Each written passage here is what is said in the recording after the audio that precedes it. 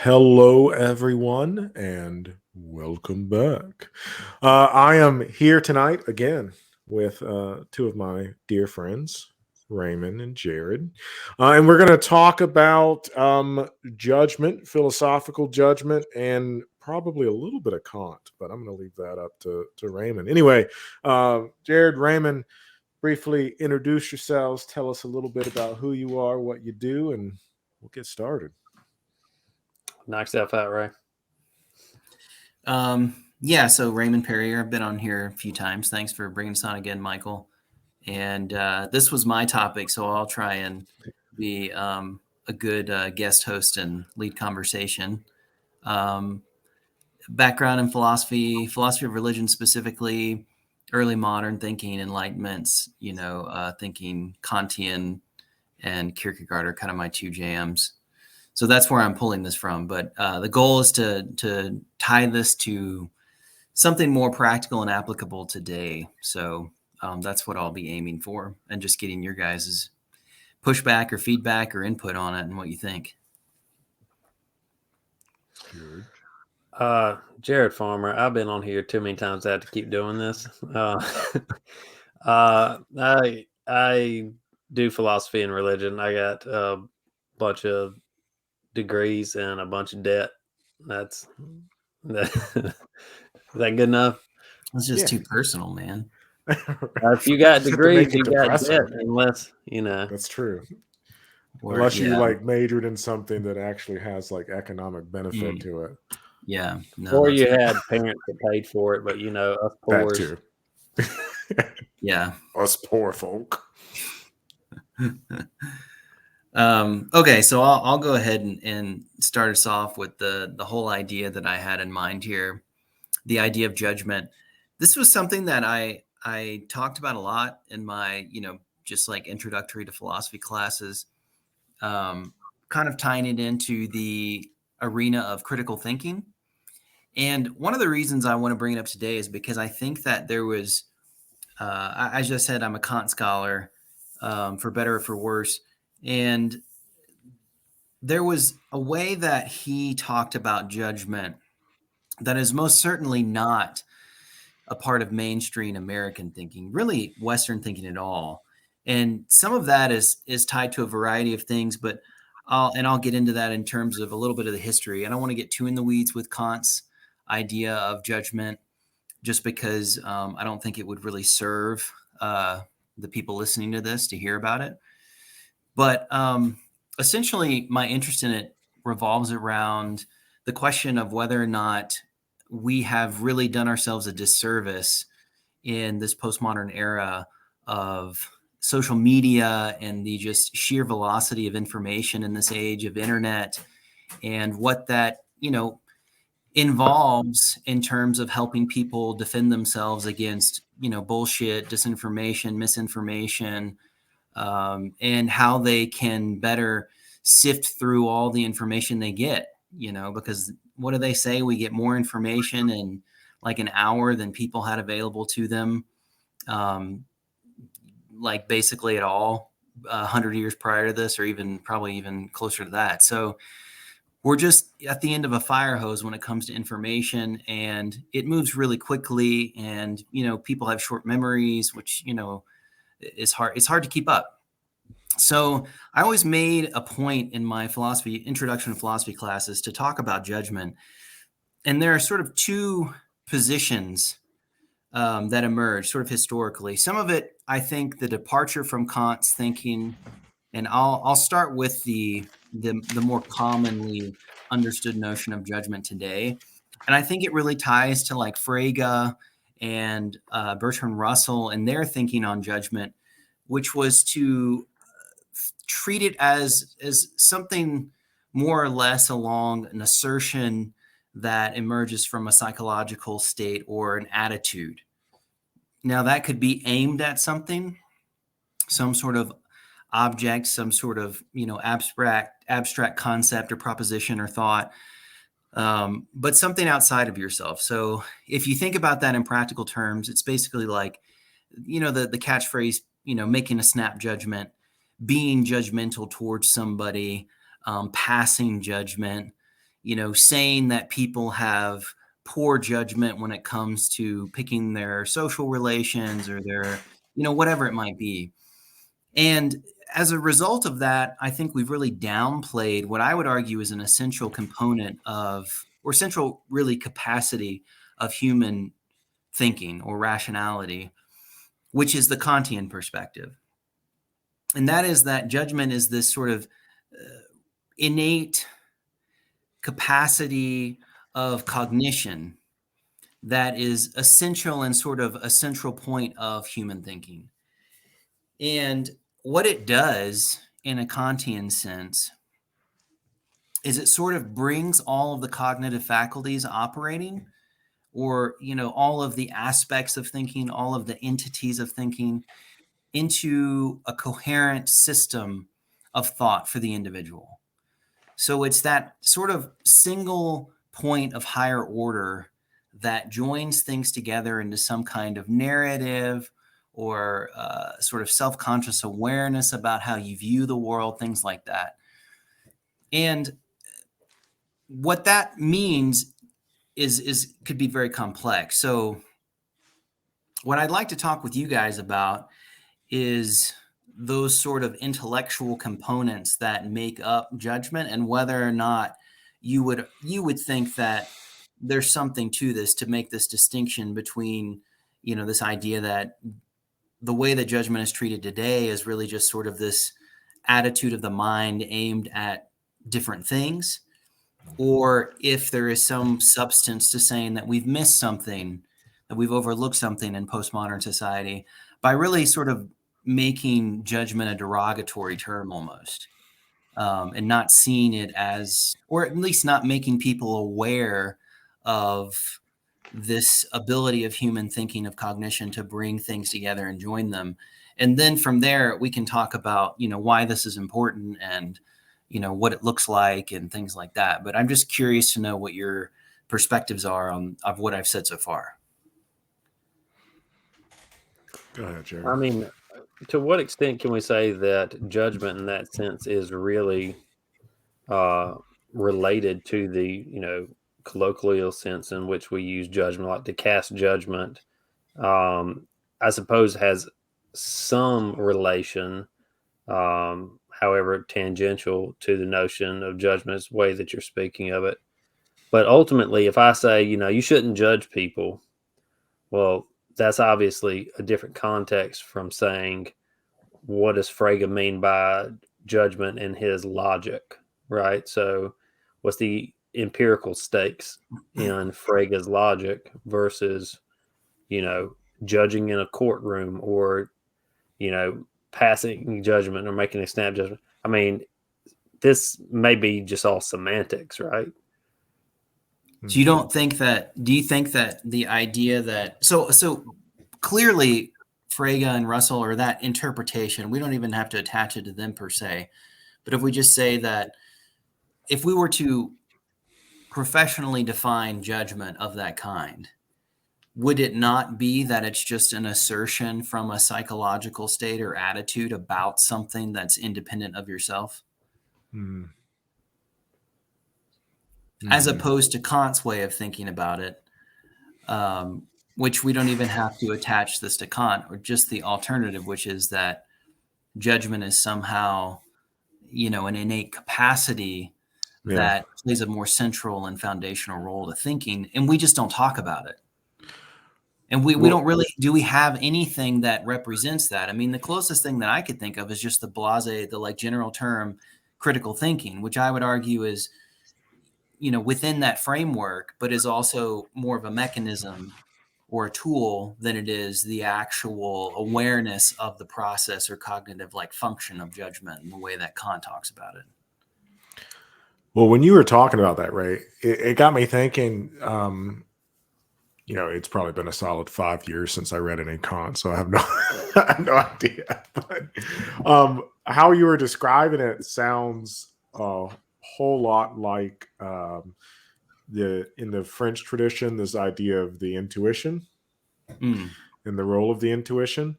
So and you could tell me if this is kind of in line with what you're talking about, or if I'm kind of off base here, but Historically, I mean, I think the first person to really harp on this and emphasize it a lot would, of course, be like Descartes with his notion of clear and distinct ideas.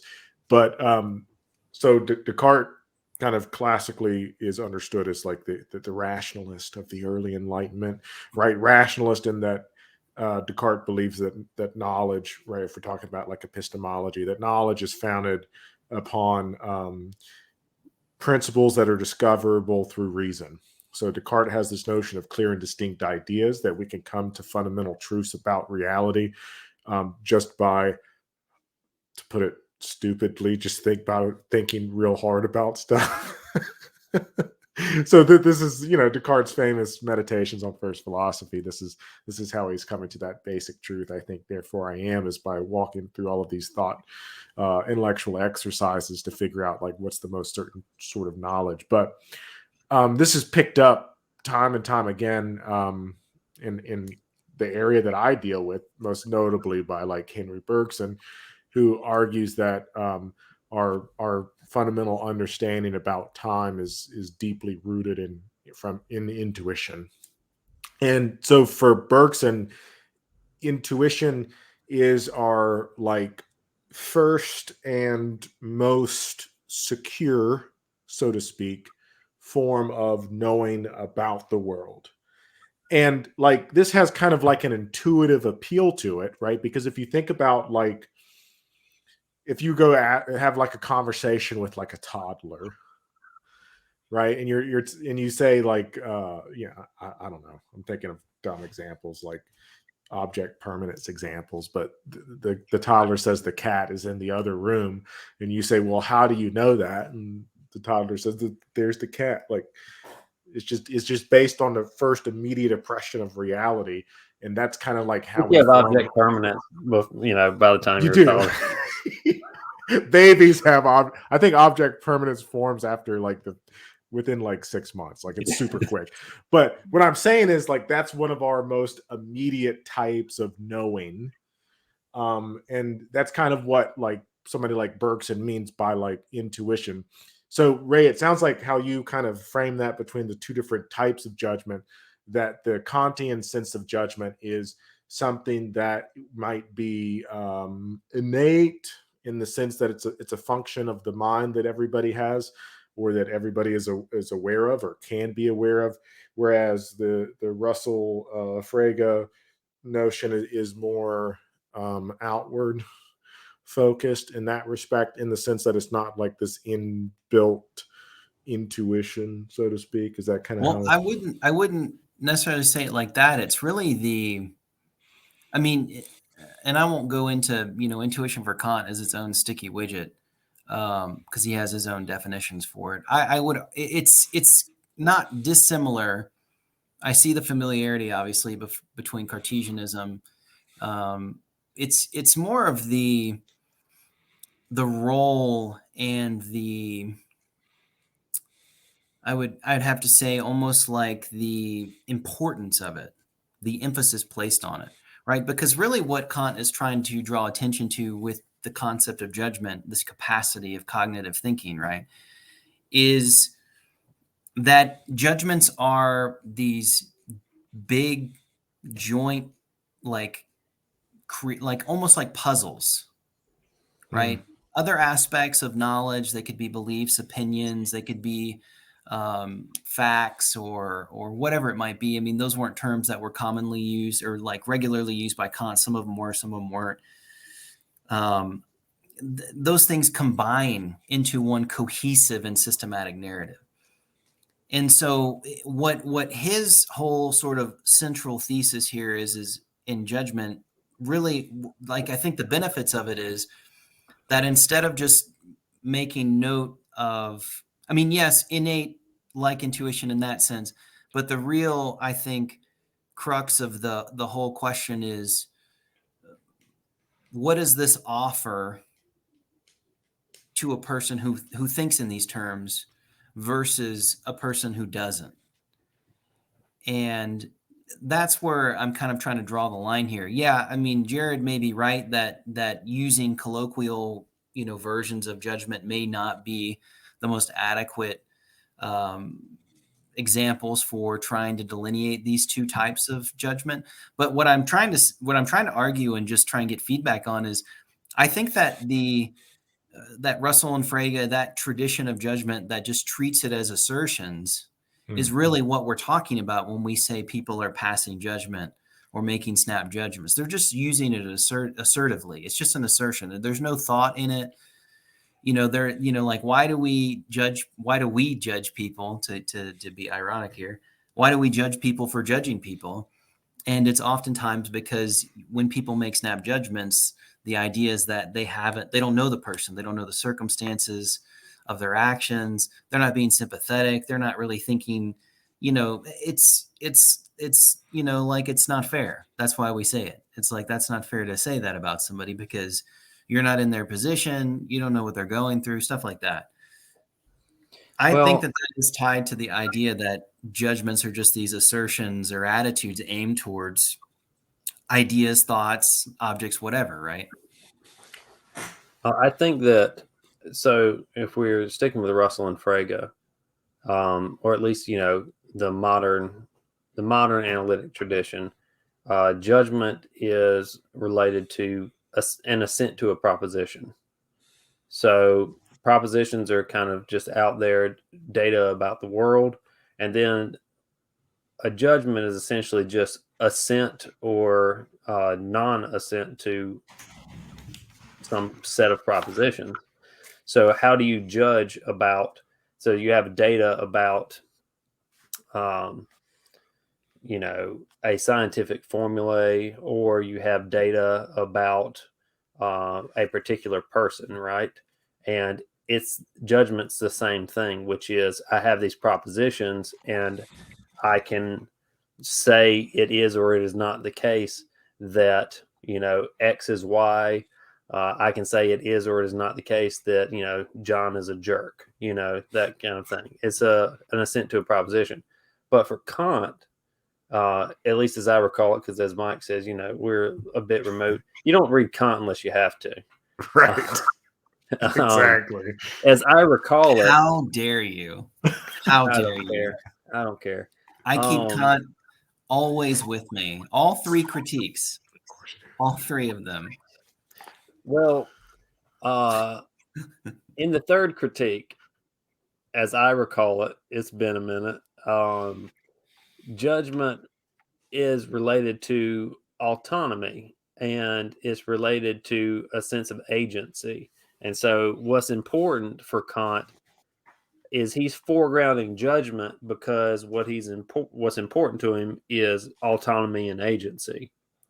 Because responsibility, conduct, and judgment are all bound together. So I don't think it's so much that judgment's important for Kant, but autonomy and agency are related to judgment in his thinking. So it's not the same thing as an assent to a proposition in the analytic sense. It is much more related to notions of personhood, what it means to be human in kind of a foundational sense. And so is that getting at the disagreement that you're seeing between the way in which we kind of conventionally talk about judgment in almost a modern propositional sense, as opposed to a more robust? I take that. I'm glad you brought that up with autonomy and the notion of being human and freedom. I mean, obviously, those are states that Kant thinks that we need to strive for. So my thing is, and I made it feel as though this was a discussion pitting two ideas against each other. More of what I'm trying to accomplish here is in a comparison, and then make an argument. The real argument that I'm trying to make is that we don't think of judgment in the way that Kant did, and I think that it's hindered us from being able to deal with certain postmodern aspects of our lives. Because Kant's sense of judgment, right, tying it to autonomy, for example, is tied to a very deep sense of self-awareness, right? I mean, when you're tying yourself to autonomy or you're thinking in an autonomous fashion, then you're owning and you're very aware of how you're stitching the world together and the judgments, if we use it in that way, that you're making, right? Of this combination of facts and beliefs and opinions, and where you decide to place trust in authorities, where you decide to place trust in your observations. But it's in a way that I think allows you, because you're so self-aware of it, you're aware that it's not something that just is the case, but is something that you're consenting to judge as being true or false, that it allows you to then be more adaptable. It allows you to be more open to the possibility that you could be wrong, so that you can continue to build your, systematic sort of worldview of how things are. And so that's where I'm trying to like push this, because obviously, even if we were to say that there's nothing wrong with the way that we're talking about judgment as an assent, right, to a proposition, it's very limited. And the question is what then do we offer people, our students or even listeners, from a philosophical perspective that can help arm them to combat the sheer overload of information? I mean, one of the biggest things that, and I had a couple of students say this, that I was very big on, if you don't know if it's true or you don't know if you can trust somebody, you don't have to make a judgment. You can refrain. Like, you can be neutral until you have figured out what's true or false, or you can wait for things to emerge. And people are not good at that these days. It's a big skill to have. So but I think that comes from a sort of Kantian perspective that's like very aware that when you make a judgment about how things are in reality for yourself, that you're aware of what you're bargaining. Like, you could be wrong. You could be right. You could be putting your trust in an authority that you're, like, they're for other reasons than just this fact that they could be correct. So, I mean, I think it's a very empowering thing to do. And I think it helps people, it helps arm people. Mm-hmm.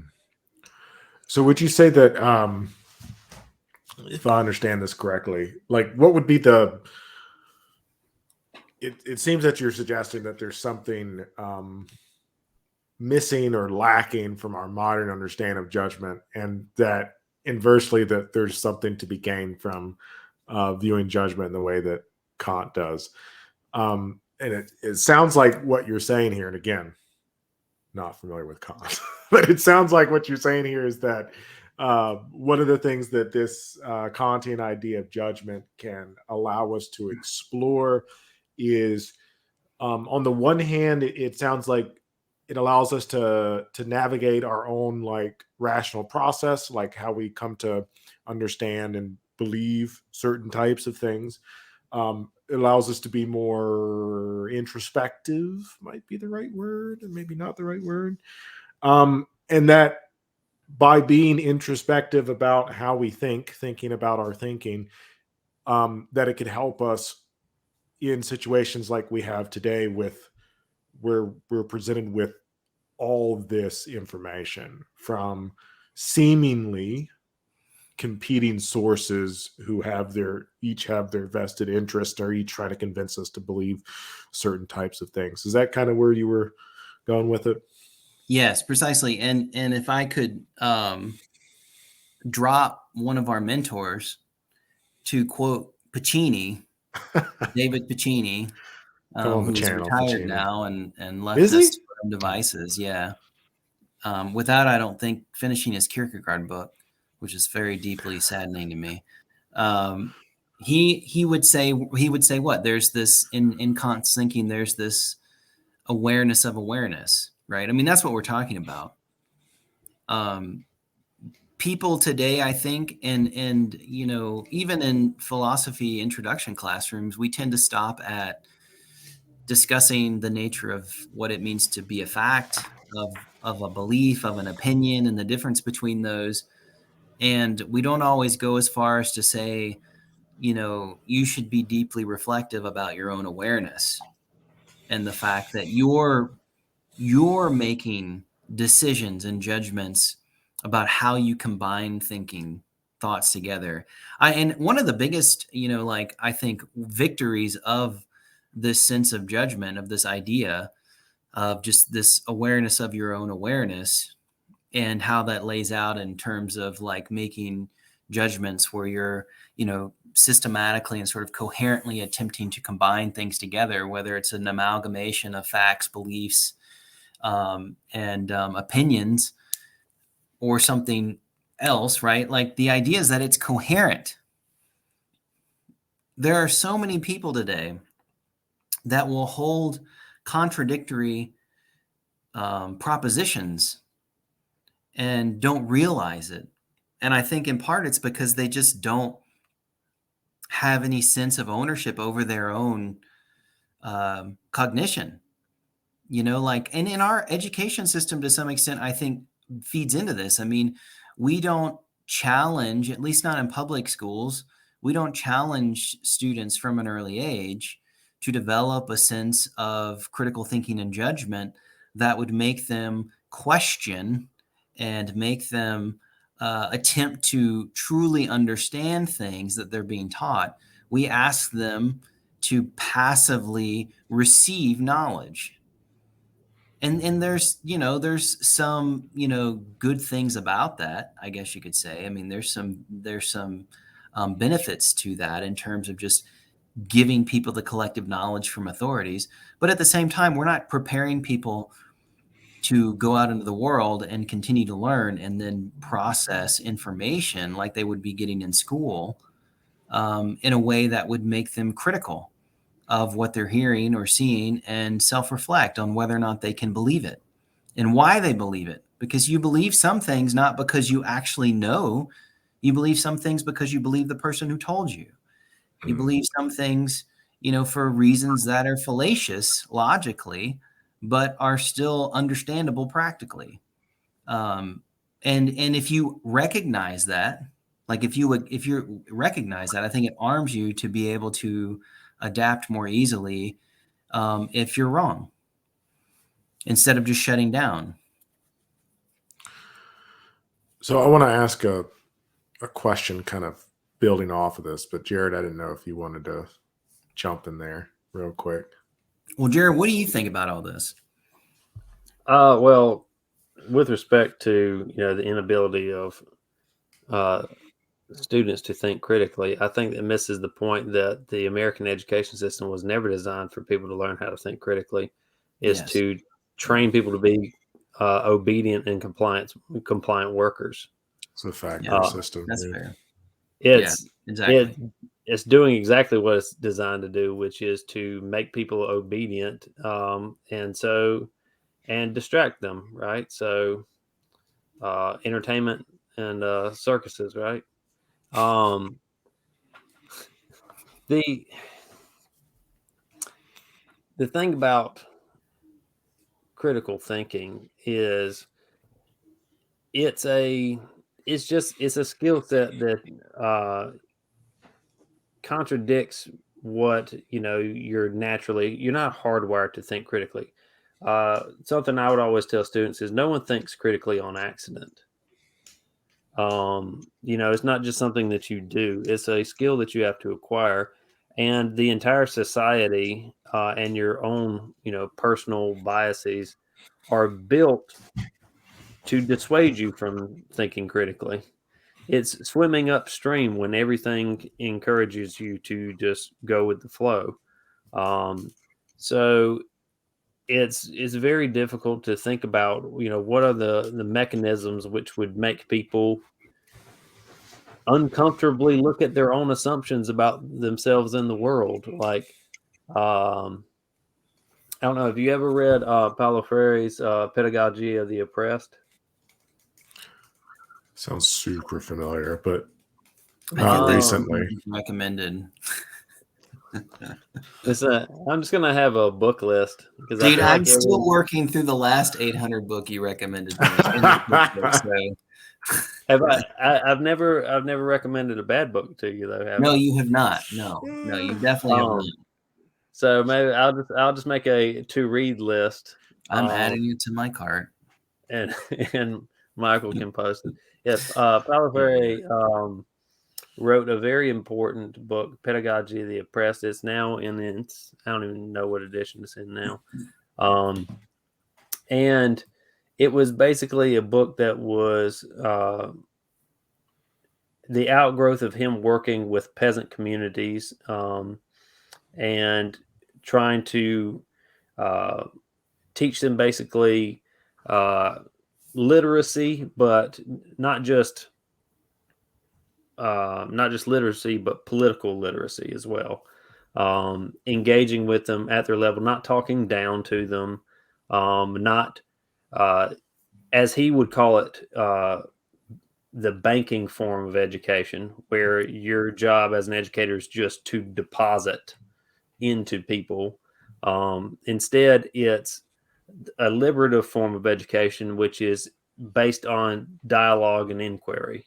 So you invite people, you give them the space to think for themselves. Yes. So literally just added it to my cart. I'll probably get it at a local bookstore though. So, just as it's an excellent book. It's a little, for anyone who does plan on reading it, it is a bit wordy. Like, I feel like he could have written the same book and made it about a third of the size, but it is definitely worth your time.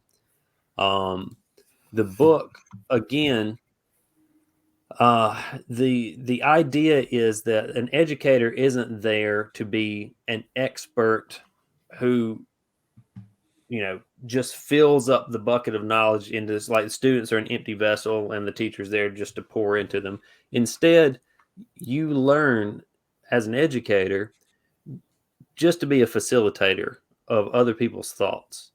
And so you kind of have to get out of your own way as an educator, and you have to understand and be concerned with the people that you're engaging with and more or less lead them in certain directions. Have you considered this? Well, if that's the case, then what about this?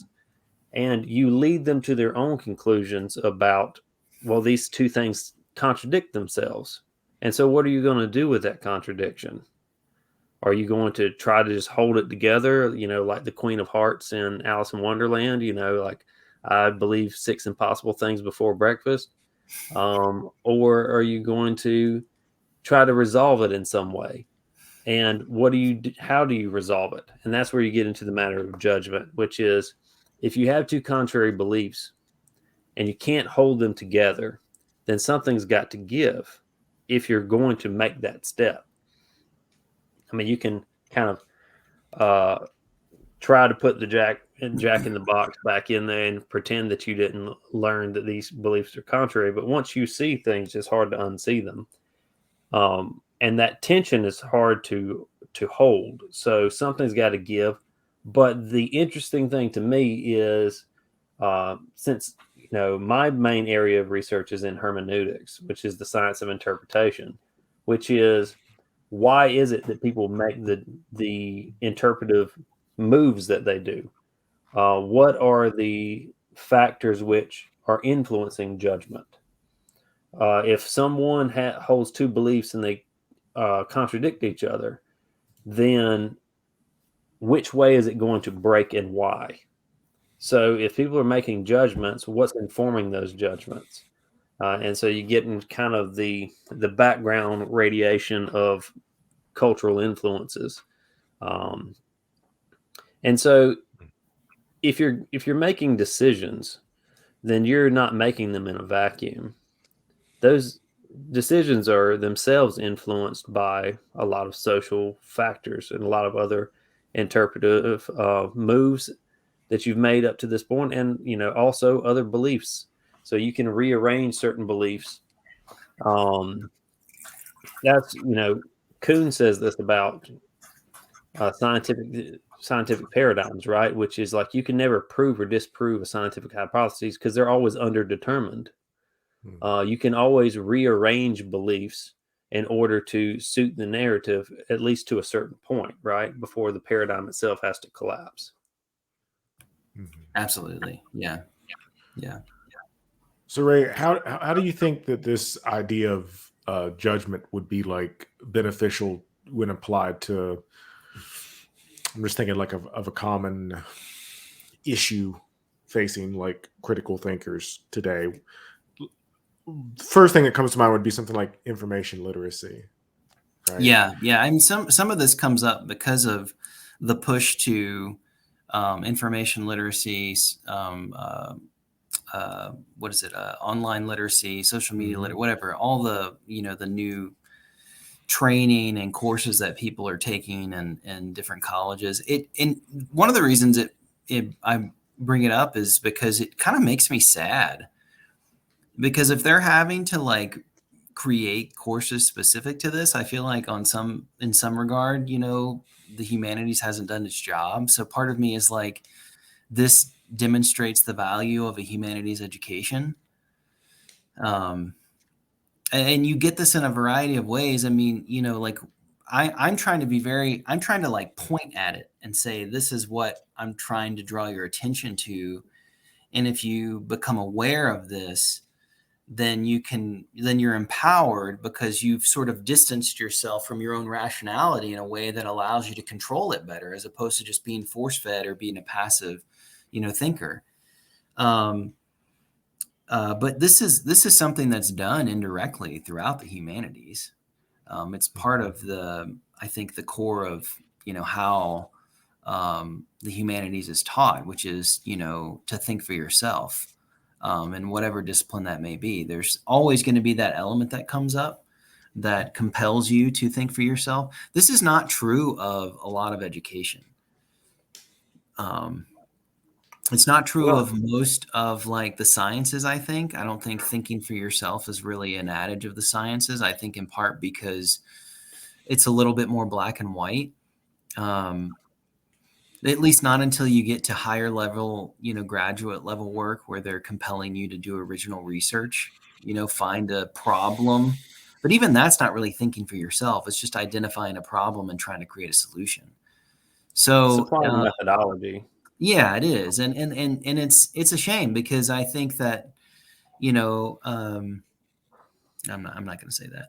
I was going to go political for a minute, but it's just undervalued. And we haven't done a good job of demonstrating that this is the value of the humanities education. I think, though, again, to get to, I'm not proposing some insidious conspiracy theory or anything. I'm just saying that, like, the people that run things in the university setting, or the people that run things, Jared's just gonna go where I was gonna go.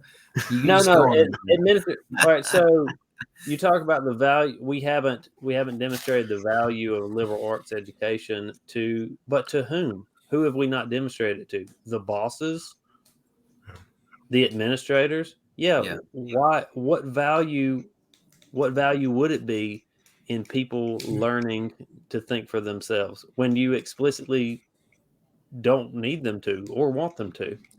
Yeah. I'm trying to remember.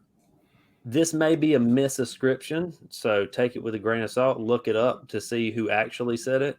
But there's a line which may have been Angela Davis. Again, I don't recall who actually said it, but I think it was Angela Davis. It said, "Someone will never give you the education that you need to overthrow them." Why would they? Why would the education system, which is again built to create compliant workers to feed the capitalist engines, why would it teach people to think for themselves and to critically evaluate the systems which continue to oppress them? Why would you teach that? Yeah. So let me offer a little bit of pushback, because theoretically, of course, I agree with everything you just said, Ray, Jared. But one of the things that I've also observed, especially recently with the like proliferation of conspiracy theories, especially, is what immediately comes to my mind. I think that there's also maybe a little too much thinking for ourselves. In other words, what I mean by that is there has been a tendency, because of how popular, and I'm thinking because on Twitter, I follow a lot of archaeologists, and I've recently been communicating with a lot of archaeologists. I'm thinking of somebody like Graham Hancock, right? And this is one of Hancock's like central arguments, that we have this established body of knowledge, modern archaeology. They want you to think certain things because they're profiting from it and they're making money off of it. And this whole elaborate, the whole education system's built off it. But I want you to think for yourself. Like that's his big push. Well, to respond to that, no, I mean you're right, but I think that we use think for yourself as a shorthand. What we really mean is learn the skills necessary to evaluate your own perspective. And so when you get to people like that, you have to, again, if you start to critically evaluate, think about like, well, who has the motivations here? If you were an archaeologist, big archaeology, all the money that's in archaeology. Yeah, all the money that's coming to the archaeology. I mean, like it doesn't take long to say, okay, well, I don't see where archaeologists all get together and create a nefarious cabal to make people think that the dating of a particular pyramid in Mesoamerica is younger than Graham Hancock thinks. Like, I don't see the motivation there. If anything, the motivation would be that everybody wants to disprove the established opinion because that's how you make a name for yourself and gain notoriety. So the motivations are exactly opposite of what they would think. But if you think in terms of if you are an oil executive, you don't want people doing research into climate change, right? That seems like an actual conflict of interest. And so if you have people who are on the payroll of Shell or BP who are downplaying the effects of man-made climate change, then you can say, well, there seems to be some sort of conflict between the evidence and the profit motive. And so, yes, there are plenty of people that encourage the masses to think for themselves while also simultaneously pulling the rug out from under them. Yeah. But what we mean by think for yourselves is not just have a blanket distrust for all authority and trust your own intuition over evidence. It's simply saying that the first thing what's go all the way back to Socrates, right? Know thyself is the beginning of wisdom. You have to evaluate yourself. You have to think through your own assumptions and subject them to rigorous scrutiny. And then again, think about what are the actual motivations. This is why there's a difference between conspiratorial thinking and just stating what are the obvious motivations between the profit motive for certain individuals. I mean, you don't have to posit a grand cabal. You just have to go people in particular positions like heads of companies, corporations, or whatnot. They have a fiduciary responsibility, right, to shareholders to increase profits. It's built into their role, right? And so anything which is going to hinder that is counterproductive to their entire role. So what are some things which would hinder the profit, right? Well, unions is one. Unions would be one. So the thing is, it's down the line, right? If you train people in a technical school, and again, I've taught at plenty of technical schools. I went to a technical school for my 2 years of my undergraduate. I have nothing against them, but for the most part, they're just teaching trade skills, right? There's nothing wrong with that. It's absolutely a needed thing. There's no contradiction necessarily between this sort of liberal arts education and learning a trade. But when you remove the broader education from the trade and you just teach people skills, then you can manage their thought world, right? You can distract them with any number of other things.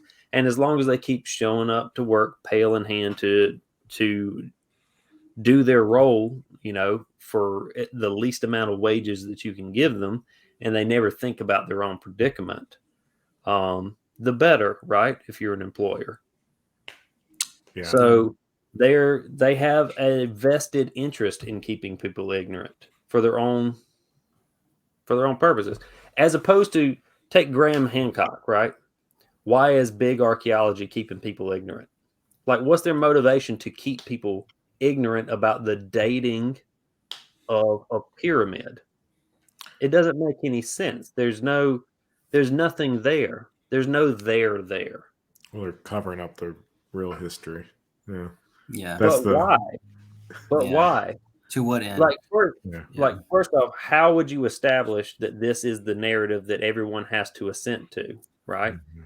And again, if you have ever been around, this is the funniest thing to me about people harping on, academics, as though everyone gets together and they all agree behind closed doors what the narrative is. Like, have you ever been to an academic conference? No one agrees about anything. Get some knockdown dragouts. Yeah. Fucking bloodbath, constant. I mean, there's a quote, egos overflow. Yeah. There's a quote which is often attributed to Henry Kissinger. He said it, but one, I would never give Kissinger credit for anything. But he's not the only person that said it, and he's not the first person that said it. But it's famously associated with him, which is, why are academic fights so ruthless? This is paraphrasing. Why are academic fights so ruthless? Because the stakes are so low. It's a tempest in a teacup. Right. Yeah. Makes sense. So, like, people will fight tooth and nail over, the placement of A semicolon. placement of a conjunction in the ancient manuscript, right? These are not people who were coordinating. Ray, Yeah. how would you respond to my critique of Think for Yourself? No, I think what it does is shine a light on what my sentiment is that we have failed. I think Jared makes a fair point that obviously, the upper echelon of the university don't want people to think for themselves. But what I'm really trying to drive at here is I think that the humanities, even professors themselves, have failed because we don't do it. Let me just clarify something real quick. I'm not saying that the upper echelons don't want people to think for themselves. I mean, certainly people in business do. They don't want people to think for themselves. I'm not saying that the university president is somehow sitting there with the provost saying, how do we, keep people from thinking, critically? They are just looking for priorities, and the priorities have to go to, the priorities are driven by money. And while they may not even realize or think that this is what they're doing, the constant attempts to defund liberal arts education in favor of other programs, right? They're not just doing it. I don't think it's malice. It's just saying it's not malice of forethought where they say we have to destroy the liberal arts. What they're saying is, I don't understand how this puts money in people's pocket, right? Yeah. And education in the American mindset has become, well, this is what we do to put money in people's pocket. And if it doesn't put money in people's pocket, then it doesn't have any value. Like, value is market share. I mean, the issue with the American education system, as far as I can see it, is that it's so at a granular level has been steeped in capitalist corporatist thinking. And so you cut anything which is not serving the bottom line. and the bottom line is all about profits. Yeah. And so there's a relationship there with industry, right? Where we the educators produce the workers that you need, Yeah. right? That provides the motivation for students to keep coming to the university. Because if they stop coming to the university, then the university collapses. So we have to keep them coming to the university. But because we operate on a capitalist corporatist model, right, education isn't supported or funded by the government or by society. It's paid for through loans that people have to pay back.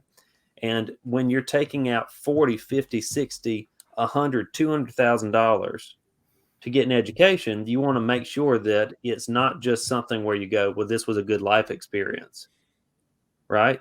Yeah. You have to go, all right, can I justify taking on this amount of debt? And the only way I can justify taking on this amount of debt is to see that there's going to be a paycheck at the end of this. Yeah. So there's this symbiotic relationship between capitalist corporations and the university system, with both of them funneling students in for the purpose of creating workers. Yeah, but I'll push back a little bit because it's, it's different with public and private, obviously, but with the public sphere, and in this, I don't want to get too into the weeds in this, but divestment from education from the social level. I mean, that when I went to Mississippi State University for my undergrad, I was very close with somebody who I'm very close with today, who's now the director of, coincidentally, the archaeology department, who said that 73%. I can't trust you now. Big archaeology. 73. I married an archaeologist. You guys are like swimming in my backyard here. 73% of our campus's funds came from the state. And when 2008 hit, massive divestment across the nation happened, and it's never been reinvested, with some small exceptions. So I mean, I agree that the tendency is to, this narrative of education needs to provide people with jobs. It's only providing people with debt. It's a cultural narrative that's really not factually true.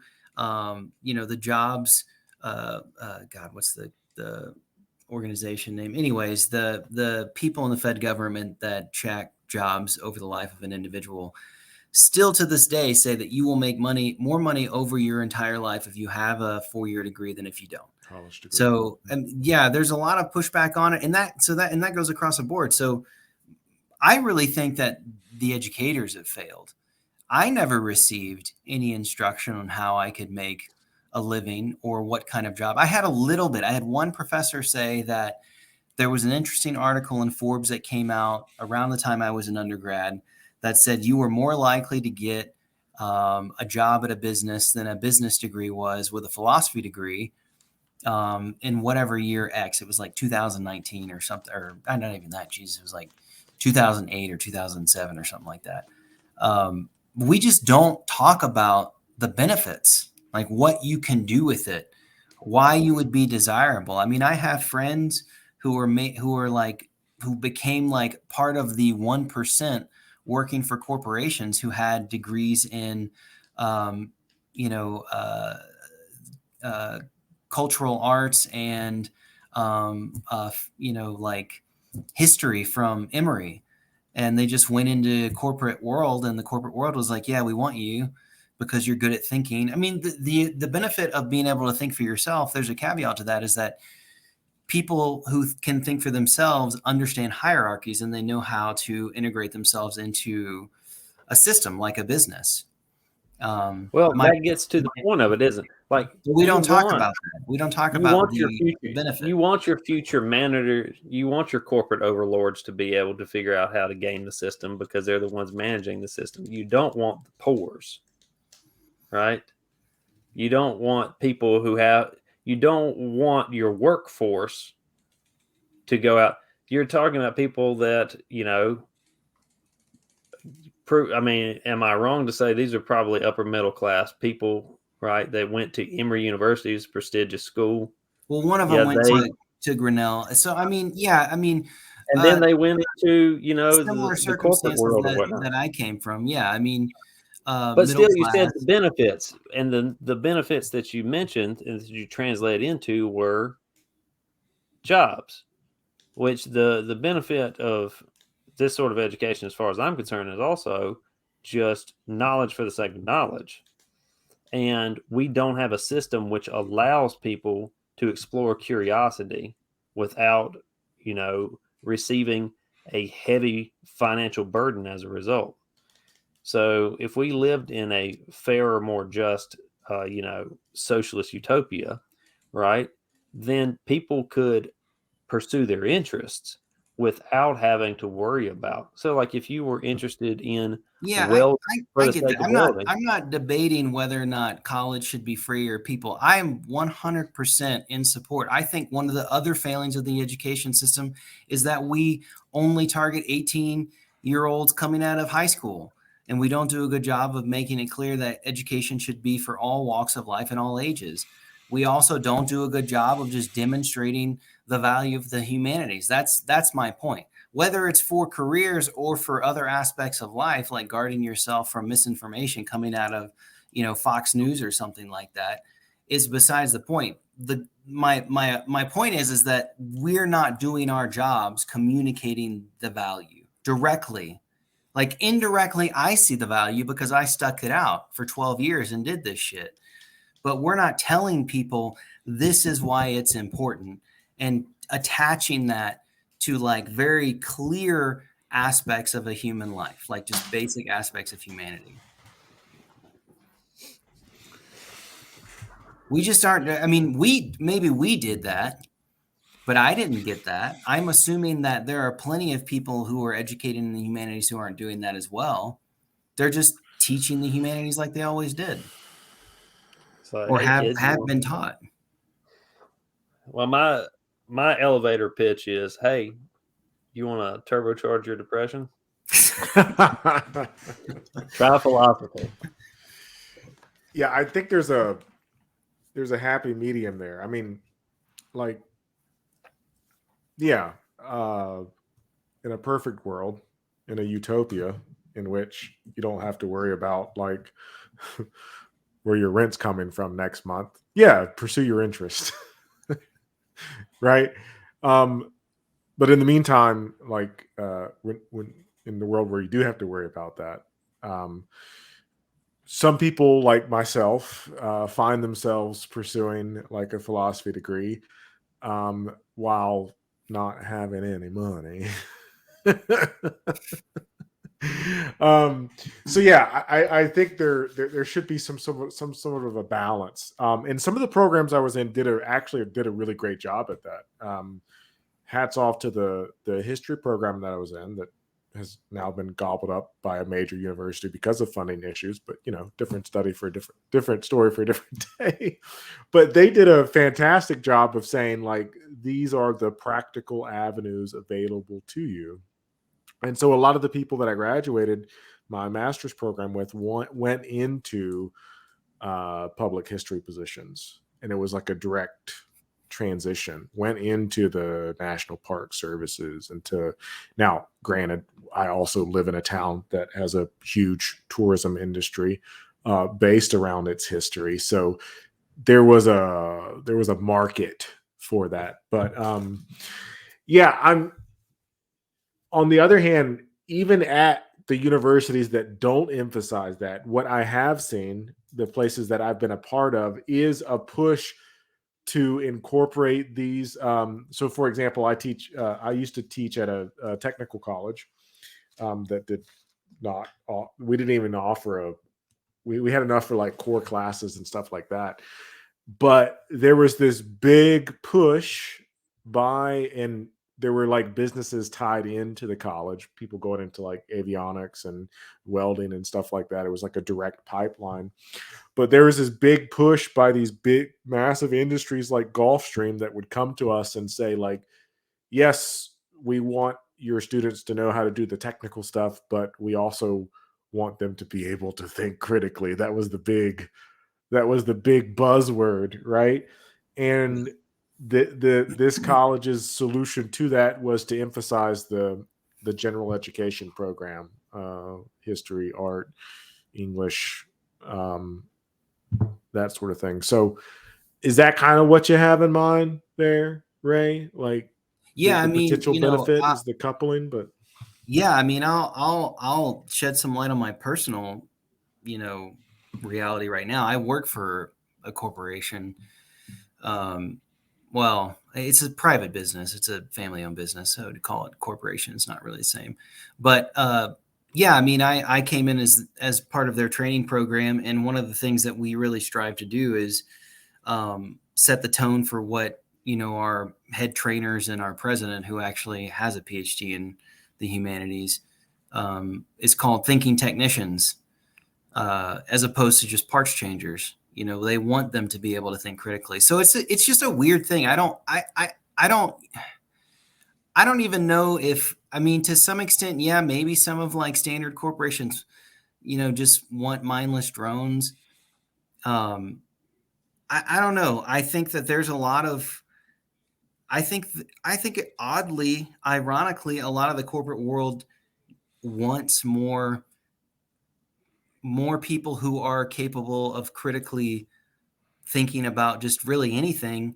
I'm not saying that that's because they're being benevolent. I think it's because that there are less people out there. Jobs are, employment. Unemployment is down, employment is up, and things are more competitive, and it's harder to find talent that has that ability. But culturally speaking, we put so much, we just downgrade it. We just don't think it's important. I think part of the reason why they're emphasized, it's a double-edged sword, because to Jared's point, this is another thing that I also noticed. Now the school that I taught at was in Georgia, and Georgia has explicit anti-union policies. So it's kind of a double-edged sword for these big companies to come in and say, like, we want them to take history classes, but well, you don't know what I'm going to teach you. Like, Yeah. we're going to talk about workers' It's rights. not benevolent. They're not doing it because they're being nice and that, righteous. I think they're desperate for people who can do more than just simple like they need people who can think for themselves and problem solve, so they don't have to spend as much administrative time trying to figure out. That's basically what it boils down to. They want to be able to trust people that can deal with issues on the fly for the corporation. I'm not saying it's a good thing. I'm just saying that's the reality. Yeah. But I think we need to make a distinction, I think, between problem solving and critical thinking. I mean, we can use them interchangeably, but I think what businesses ultimately want, and I'm obviously generalizing, but in a large scale system, like we're talking about the economy, yeah, there's going to be gradations and there's going to be differences and there's going to be individuals who may genuinely want people to work with who are robust, critical. I'm saying the motivations that are built into the system are to say, well, I think if you were to say, well, we want critical thinkers, what they have in mind is problem solvers who will problem solve on behalf of the corporation. But if you had critical thinkers to say, well, maybe a fairer system wouldn't be a corporation, but it would be some sort of collective, and they would say, well, we don't want you to critical think like that. Right? Right. They want your intellectual resources for the to apply in service of their corporate interest, because what is ultimately the goal, and again, this isn't a conspiracy theory which posits nefarious actors. It's saying the system is built for the bottom line. That's the system we have, and people like it or they don't like it, but it's the system that we have. And so if we're being reasonable, we say, well, if that is what the entire economy is built towards, then it doesn't matter if there's individual players here and there who have differences of opinions or gradations. Ultimately, that's the way that the river's flowing. And you either try to swim upstream, but the current is going the other direction. Yeah. Yeah. There may be programs that are different, or again, a college here. That's all anecdotes. The thrust of the system is going in this direction, and eventually, I don't see ultimately on this model that there will be a home for the sort of education we're talking about if it continues at pace to move in this direction. Yeah. I mean, that's one of the reasons I don't really feel that bad about not being in it anymore. I feel like there's more to be done outside of it. Because a lot of it's, like you'd make more gains culturally and socially than you would anything. States run the universities unless they're private. Most people are going to go to a public university. The funding, the curriculums are going to be dictated by local legislators, sometimes ideally in conjunction with subject matter experts in the field at those universities. I struggled at the tech college I was at because I couldn't offer classes that I thought would be meaningful to my students, who were not accustomed to, like, they're not going to, like, an intro to philosophy class is a stupid class to offer at a tech college. There are other philosophy classes that I think are better, but we were limited because only the D1 schools and the legislator could dictate the, classes at a tech college, at a publicly funded tech college. So, I mean, there are just limitations. So it's always going to boil down to that. And we all know that our legislators and politicians are rubbing elbows with corporations and stuff because that's their primary modus operandi. But yeah, I mean, it's a little far afield from the subject of judgment, but I think it does tie into, the overall position that we're promoting, which is that there's something lacking in education that, I personally think can be addressed by having a more robust sense of the idea of judgment. And I would like to make just as a slight clarification, because we talk about critical thinking as well. I don't want people to think that critical thinking and judgment are the same thing. I don't think that they are. Critical thinking is a methodology or a mechanism for which you utilize certain principles and logical propositions to analyze specific proposition. It's very analytic. Judgment for me is a question of coherency. Do the things that you hold to be true form a coherent whole, like a totality? And if they don't, then that's something to be addressed, which gets back to what Jared was saying, which is holding, contrary propositions or contrary ideas within yourself, which is problematic. Well, getting back to the education thing, which I think we've shifted away from that. Anyway, it just may be the case that the sort of education that we're interested in just eventually won't be in the purview of the university system. Instead, will have to be done through alternative means. So you can even think of Frere as a good example of teaching literacy in peasant communities in the global South. But again, not just teaching literacy, but teaching critical engagement with problem solving, and which I said in a kind of a disparaging way a minute ago. But what I mean is walking people through in a conversational form of education. And you can even think about something like, I'm going to plug another book here, Black Against Empire, which is about the Black Panther Party. They go into detail talking about the free breakfast for kids program that the Black Panther Party ran, the different chapters ran across the country. And one of the things that they did was, as they fed the community, this was a private organization. They used public spaces or in private spaces, churches, community halls, or whatnot, to run these free breakfast programs. But as they did that, they offered classes in Black culture, Black history, Marxism. And so people get education from different places. I mean, YouTube video essays are free for people to watch. People are getting educated about. Now, of course, there's gradations in the quality of the education they're getting from those spaces. But, you know, if people can't do it in the university because it's not cost effective, people are still interested in things, right?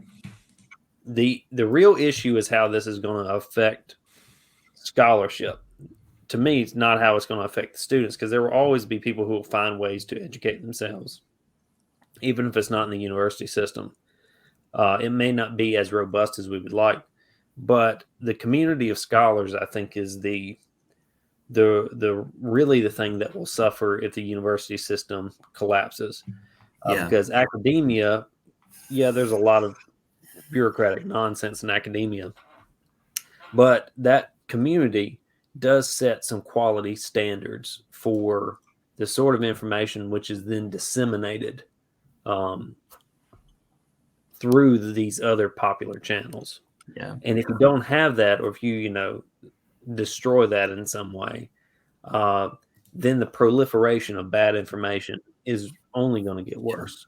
And communal is, like, I think, a really important thing to hone on there, because I mean, I guess I think there are some, familiarity or collaborations between people who are offering free education through, like, YouTube and stuff. And, like, we can be honest, they're probably making some money based off of views, but the idea is that they're still offering it for free. And collaboration is, like, essential. Like, what we're doing here is absolutely foundational, because it's trying to hone in on the right way to think about something by bringing a collection of minds together to push back on each other. That's what the university has always offered in the past. It's, and the conference setting, the, academic sort of lifestyle. I haven't really seen that on YouTube or in the social arena, but I think that, maybe that will come in the future. That would be ideal, to be able to have more collaboration and do what? I said it's already here. Is it already here? Well, the issue I have with it is, that's good. That's good. I know that people treat any sort of closed door system is not the way I want to frame this, but ultimately that's how it's perceived from the outside, which is you have this, again, in the most nefarious sense, like this cabal, or, as someone like Graham Hancock manipulates, which is to imply that there's something untoward happening in the halls of academia, right? Behind closed doors, these people are yada, yada, yada. Anyway, but there is something to be said for the mutuality and the community, but also the collaborative give and take of that community apart from the spotlight. And I think that one of the areas where YouTube would suffer in this respect is what's foregrounded is the presenter and the audience, as opposed to what's going on behind the scenes. So in academia, students come and go, but the people that you have to, the people that you are actually concerned with are your peers, because if you present nonsense, they're the ones that will discredit you, that will present the counter evidence, right? So it creates this bar that is set high that you have to meet. Yeah. If an educator only had to, teach students, and there was never, this background of academia behind them, then anybody could say anything. You can manipulate audiences. You could get really slack in your research or just not do any research at all. And then it becomes a cult of personality, right? Mm-hmm. Whoever's the most provocative. And so that's, these Netflix documentaries and influential YouTubers, people become influencers at that point. Yeah. And I think that that's really poisonous. Yeah. But if you have, so I'll use an example and I'll use them by name. There's a reason why Jordan Peterson's not in academia anymore. Yeah. Right? Yeah. He was basically purged from the academic community because you can only make so many hack claims, right? Yeah. And it was more, he figured out it was more profitable and there was less oversight to just go directly to people and say, this is what I think, because no one's checking you on it. Mm-hmm. And a matter of fact, there are, built into that sort of parasocial relationship between influencer and influencee is this disparity in power dynamics, right? And it creates this cult mentality.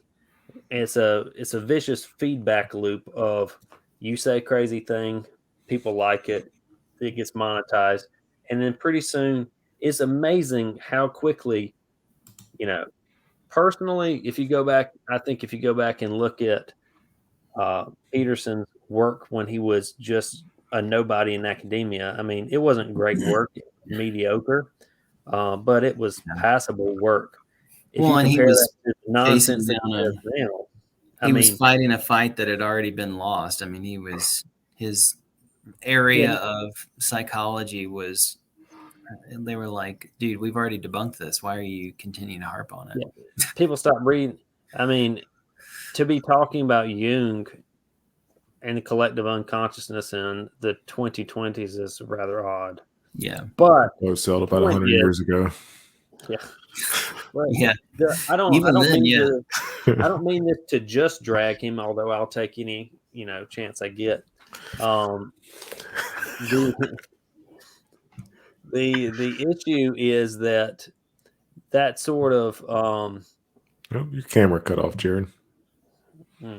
That's fine. Can you hear me? We can, yeah. Okay, that's all that's important. The issue is how quickly you go from having that background of academia kind of holding you accountable to when there's no accountability, what the product that comes out, as it were. Now, yeah, to your point, Ray, and Jared, to your point, a positive example of people that I think do this very well. Let me just give a quick shout out. What's up? On YouTube? They're on a few platforms, yeah. People that do a great job of this, I want to give them a shout out because they recently invited me to a conference they put on that was available to the public. Oh, that's awesome. It was called Hit Points in History. It was about history and video games. But some people that do a fantastic job. I want to give Digital Hammurabi a shout out, Dr. Josh and Megan. With respect to ancient history, Hit Points in History, that was the conference I went to. But they've brought together a community of scholars, specifically ancient historians, archaeologists, biblical scholars, and made it more public facing. Yeah. And create public events that are. Oh, we lost Jared. Is that I think you've put us towards this before. Yeah. And I would think, and that brings to mind somebody like the Brooklyn Institute as well. Mm-hmm. In their own way, who's attempted to do this. No. Yeah, I agree. That's 100%. That's a little different than like the video essayist. I don't know. Maybe these video essayists, huh? We lost Jared. I think it's a different like category. Yeah, because they're not necessarily from the academic world. I mean, the people you're talking about are in academia who are coming into former academics. Or former academics, which is excellent. I think that's great. I say they're bona fide academics. They have PhDs Well, yeah, in like a but we know seriology, but they're not they're not currently. active. Yeah, Not actively universities. teaching. I don't know. I struggle with that personally every day. Mhm. If I'm still a bona fide academic, even though I'm not currently in the university anymore. More of an academic. I don't know. A true Maybe. academic. It stresses me out. I still get identity crises, but Yeah. that's why I like to do these things. Well, that's a whole other episode. We have to unpack the psychological trauma of academia. Yeah, being in it and then of I leaving. mean, Yeah. oh, that it cause like PTSD. Anyway, Ray, you got a thought, an idea you want to close us out with here?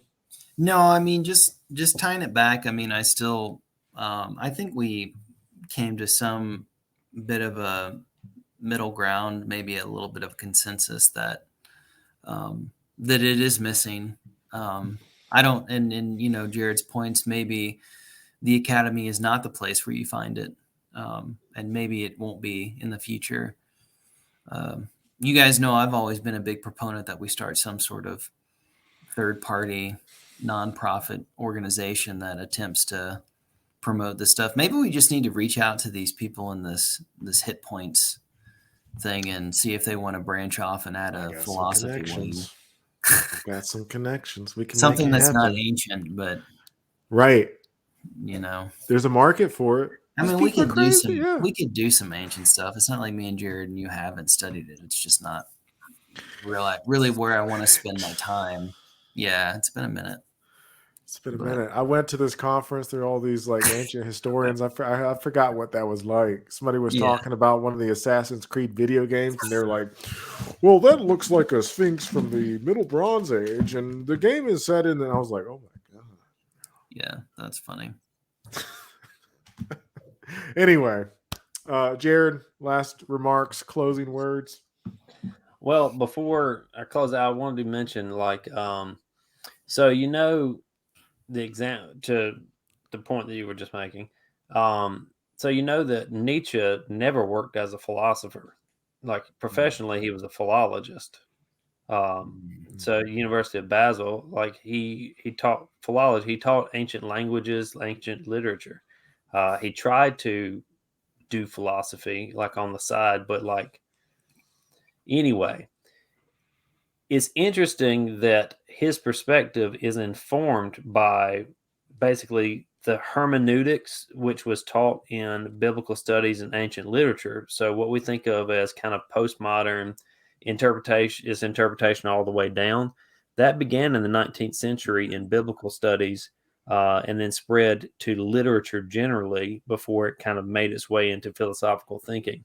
So in that regard, Nietzsche was kind of, as a philologist interested in philosophy, specifically interested in ancient thinking, in, you know, his Greek was excellent, whatnot.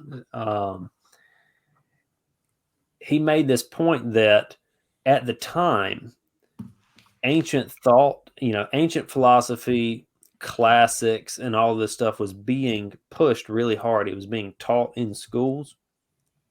And the point that Nietzsche made was that if people realized what the study of philology, what the study of ancient literature, what the study of ancient history actually teaches students, then the powers that be would never allow it to be taught in schools. Because he thought, you know, what the powers that be think is that we are imparting to future generations this sort of unchanging deposit of you know, cultural inheritance. You know, antiquity learned these principles. We have acted as the custodians, which have preserved this, and we will pass it on to the future generations. And this is basically what conservatism is: the preservation of cultural norms. But what Nietzsche realized was that what ancient history and philology and all these things actually teach is the relativity of history. That the world is always, culture is always dying away. The culture that we currently inhabit is actively dying as we speak. And that's not like, I'm not talking about like a decline, like things used to be golden and we've, degenerated. Yeah. That's a different sort of conservative. That's the fascist route in historical thinking. No, it's simply to say that the world is always dying and being born again in the next generations. The world that, my children will inhabit is just going to be different. And we struggle with that because we want to preserve our own cultural assumptions and norms. But the teaching of history, which again, a lot of people think is just so much, who cares if it's a sphinx from the middle kingdom? What is this? You're missing the point. The point is that there was a middle kingdom. That kingdom had artistic standards, that it identifiable artistic standards. Where did they go? Right? Why did they change? They did change. They disappeared. Just like the world that we inhabit will. I think that Got real depressing there. No, I'm saying people miss the point, which is to say that gets you to thinking about thinking. It gets you to seeing the interpretation of it all, the relativity of it all. Yeah. The fact, because if you didn't know those things, if you didn't understand that there were cultural, norms and societies of the past, then you would take our own cultural norms as normative, as eternal, as universal, and they're not. I think that's that's an excellent point, Jared, because that definitely gets back to this idea that I've honestly just only stumbled upon in conversation with you guys, is that the awareness of awareness that I refer to, that the Pacinian like way of thinking about this is really like distancing yourself from this in a way that allows you to come to an acceptance that you could be wrong or that things will change. And I think that relativity of your rationality and your judgment is like ultimately what it boils down to, or at least part of what it boils down to. I mean, coherence is intellectual humility. Exactly. Yeah, humility is a really big thing. Yeah. Mm-hmm. Awesome. Well, thank you both for coming on again this evening. Ray, appreciate the questions, the conversation, and till next time, I'll have these wonderful gentlemen on here again shortly. See y'all later.